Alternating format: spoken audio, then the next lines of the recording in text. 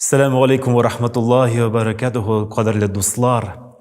Nihayat kutilgan Ramazon oyi kelib жетib, oxirina da kelib жетdi, ham Ramazon g'ayiti, Ramazon bayrami kelib жетdi. Payg'ambarimiz alayhissalatu vassalam ayta, agarda siz ro'zani tutib, shin ixlos ko'ngil bilan Alloh taolaga ishongan kelish, izgiliklar bilan uni mo'l qilsangiz, oxirinda sizni kuta Alloh taolaning ulug' bo'lagi.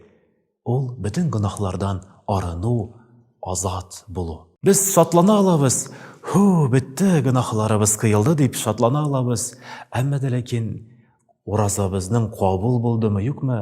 Koya tayanıp, nindi amellerge tayanıp eyti alabızsın. Biz ana Ramazannansın özübizni tutuşuğumuzga karata eyti alabız. Eğer de biz izgiliklerimizni günden gün arttırıp, agar da biz yaxshi yoqqa o'zgarsak Ramazon oyindansın, boshqalarga yordamimizni ko'paytib, marhamatligimizni tag'in da orttirib, tuganlik ilmtani nig'itsak, butun yoqdan yaxshiga o'zgarsak, ol vaqtda demak Alloh taolaning Qur'onda aytilgan amrine to'g'ri keltirib, bizning ro'zalarimizni qabul buluğuna bek zo'r ehtimal. Şuna ko'ra hurmatli jamoat, aydagiz tirishik, izgiliklar bilan shu Ramazon oyindansın, kunlarimizni, oylarimizni mo'l qilib, adım Alloh taolaga yaqinayirga nasib aylasin.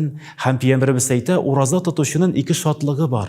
Ol birinchisi og'iz ochganda, rizq oshaganda siyinir, shodlanir.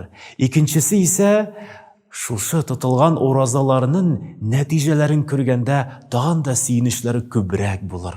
Shunga ko'ra har birimizga da Ramazon oyining ulug' siyinishlarga ega bo'lib, şuşu Ramazon oyining qabulligina tab bo'lgan bandalar arasında bo'lgan nasib aylasin. Assalomu alaykum va rahmatullohi va barakatuh.